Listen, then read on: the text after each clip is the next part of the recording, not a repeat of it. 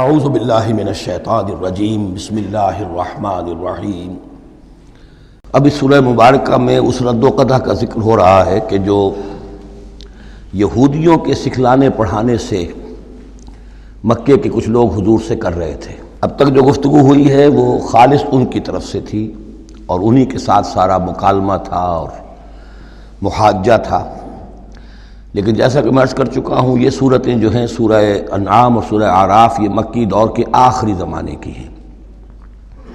اور ظاہر ہے کہ اس وقت تک چرچا پہنچ چکا تھا مدینہ منورہ میں بھی حضور کی رسالت اور نبوت کے دعوے کا، اور کان کھڑے ہو چکے تھے اہل کتاب کے یہود کے، تو وہیں سے بیٹھے ہوئے انہوں نے ریشہ دوانیاں کرنی شروع کر دی تھیں۔ اور جیسے کہ ہم پڑھ چکے ہیں کہ جب زدم زدہ میں کوئی آ جائے تو وہ یہاں تک کہہ بیٹھتے تھے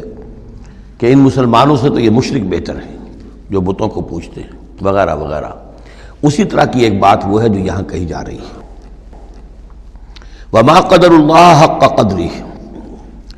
اور انہوں نے ہرگز قدر نہ کی اللہ کی جیسا کہ قدر کرنی چاہیے تھی۔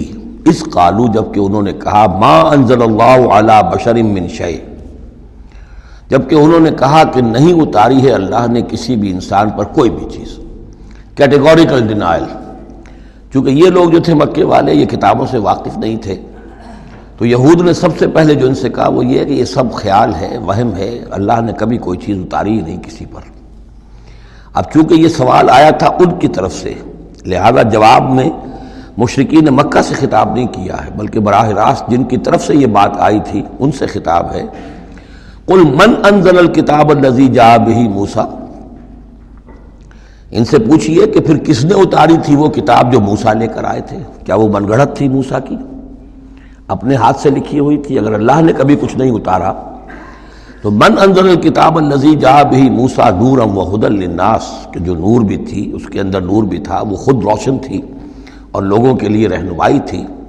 تجعلونہ قراطیسا، تم نے اسے ورق ورق کر دیا ہے، ٹکڑوں میں بانٹ دیا ہے، حصوں میں تقسیم کر دیا ہے۔ تبدونہا وتخفون کثیرا، کچھ کو ظاہر بھی کرتے ہو لیکن اکثر کو چھپا کر رکھتے ہو۔ یہودیوں نے کتاب کو جس طرح چھپایا ہے اور اپنے من مانی فتویٰ فروشی کے لیے، تو انہوں نے یہ شکل اختیار کی تھی کہ عام لوگوں کے ہاتھ میں یہ کتاب نہیں آنی چاہیے، بڑی محفوظ رہنی چاہیے وہ، اور یہ کہ عام لوگوں کی دسترس میں نہ ہو۔ وَعُلِّمْتُم مَّا لَمْ تَعْلَمُوا أَنتُمْ وَلَا آبَاؤُكُمْ، اور تمہیں سکھائی گئی تھی وہ سب باتیں جو نہ تم جانتے تھے تمہارے آباء و اجداد جانتے تھے۔ قل اللہ، کہیے یہ سب اللہ نے نازل کیا، تورات بھی اللہ نے نازل فرمائی تھی، انجیل بھی اللہ نے نازل فرمائی تھی، اب یہ قرآن بھی اللہ نے نازل فرمایا ہے۔ ثم ذرہم فی خوضہم یلعبون، پھر یہ بات کہنے کے بعد اے نبی صلی اللہ علیہ وسلم ان کو چھوڑ دیجئے اور ان سے کنارہ کشی کر لیجئے، وہ اپنی باتوں میں خرافات کے اندر کھیلتے رہیں۔ وَهَذَا كِتَابٌ أَنزَلْنَاهُ مُبَارَكٌ، اور اب یہ کتاب ہے جسے ہم نے نازل کیا ہے بڑی بابرکت ہے۔ مصدق الذی بین یدیہ، جو تصدیق کرتے ہوئے آئی ہے اس کی جو اس کے سامنے موجود ہے۔ وَلِتُنذِرَ أُمَّ الْقُرَىٰ وَمَنْ حَوْلَهَا،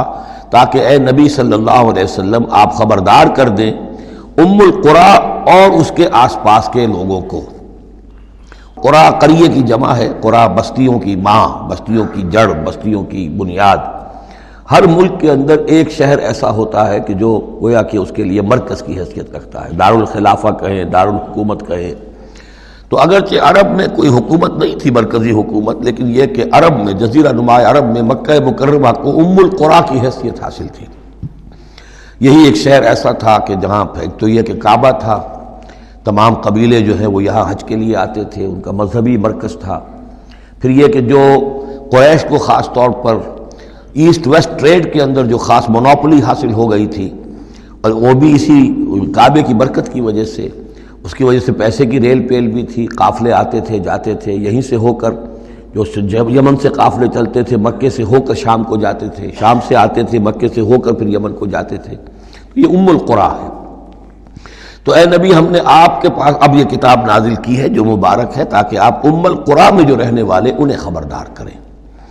اور من حولہا، اور جو ان کے ارد گرد ہیں۔ اب یہ من حولہا کا معاملہ یہ ہے کہ اس کا تو دائرہ بڑھتا چلا جائے گا، اس لیے کہ ایک ماحول امیجیٹ ہے، ایک ذرا اور فاصلے پر ہے، ایک اور فاصلے پر ہے، اور ویسے یہ ہے کہ دنیا کا نقشہ اگر ہم دیکھیں کہ جو بھی پرانے بر اعظم 3 تھے، ایشیا، یورپ اور افریقہ، باقی یہ کہ امریکہ بھی بہت دیر کے بعد جا کر جو دریافت ہوا ہے، آسٹریلیا اور انٹارکٹیکا جو ہیں، تو یہ اصل میں ناف معلوم ہوتی ہے ان 3 بر اعظموں کی۔ تینوں بر اعظم جہاں پر جڑ رہے ہوتے ہیں، تقریباً یہ علاقہ ہے جسے ہم مڈل ایسٹ کہتے ہیں۔ یہ مڈل ایسٹ تو اس کے لیے مس نومر ہے، صحیح لفظ نہیں ہے، لیکن یہ ضرور ہے کہ یہ نقطہ اتصال ہے جہاں یورپ مل رہا ہے، ایشیا مل رہا ہے، افریقہ مل رہا ہے، اور اس جنکشن پر یہ جزیرہ نماء عرب واقع ہے، لہذا یہ اس اعتبار سے پوری دنیا کے لیے بھی ایک مرکز کی حیثیت رکھتا ہے۔ تو من حولہا میں پھیلتے چلے جائیں گے تو پورا کرۂ ارضی بھی آ جائے گا۔ والذین یؤمنون بالآخرۃ یؤمنون بہ، اور وہ لوگ جو آخرت پر ایمان رکھتے ہیں، یعنی یہ کہ ان لوگوں میں سے بھی، مشرکین میں سے بھی، ایک تو وہ جو سرے سے منکر ہیں باعث بعد الموت کے، لیکن جن کے ذہن میں کچھ بھی تصور ہے کہ نہیں ہے، اب یہ اٹھنا ہے، جواب دہی ہے، تو پھر یہ ہے کہ وہ اس پر ایمان لے آئیں گے۔ وَهُمْ عَلَىٰ صَلَاتِهِمْ يُحَافِظُونَ، اور وہ اپنی نمازوں کی حفاظت کرنے والے ہیں۔ اس میں اشارہ ہو رہا ہے کہ لوگ ایمان لے آئے ہیں، آخر مکے ہی میں سے تھے نا تمام صحابہ کرام مہاجرین۔ وَمَنْ أَظْلَمُ مِمَّنِ افْتَرَىٰ عَلَى اللَّهِ كَذِبًا، اس سے بڑھ کر ظالم کون ہوگا جس نے اللہ پر کوئی بات گھڑ کر منسوب کر دی، نمبر 1۔ اور نمبر 2، أَوْ قَالَ أُوحِيَ إِلَيَّ وَلَمْ يُوحَىٰ إِلَيْهِ شَيْءٌ، اسی طرح اس شخص سے بڑھ کر ظالم کون ہوگا جو یہ کہے کہ مجھ پر وحی کی گئی ہے جبکہ اس پر کوئی وحی نہ کی گئی ہو۔ یعنی یہ دونوں باتیں برابر کے گناہ ہیں شناعت کے اعتبار سے، اللہ کی طرف کوئی شے منسوب کر دینا یا یہ کہنا کہ مجھ پر کوئی شے وحی کی گئی ہے، یہ دونوں باتیں برابر کی ہیں۔ تو ذرا سوچو کہ جو محمد صلی اللہ علیہ وسلم تمہارے سامنے موجود ہیں، کیا ان کی سیرت و کردار کی کوئی مناسبت ہے؟ ان کی زندگی کے اندر کوئی اور پہلو تم دیکھتے ہو ایسا کہ جو اتنے بڑے بڑے گناہوں کے ارتکاب کی بھی ان سے توقع رکھتے ہو؟ وَمَنْ قَالَ سَأُنزِلُ مِثْلَ مَا أَنزَلَ اللَّهُ، ایک اور تیسری بات ہے، جو یہ کہے کہ میں بھی اتار سکتا ہوں جیسا کہ اللہ نے اتارا ہے، حالانکہ اس کا جیسا کہ قرآن مجید میں بار بار چیلنج آیا ہے،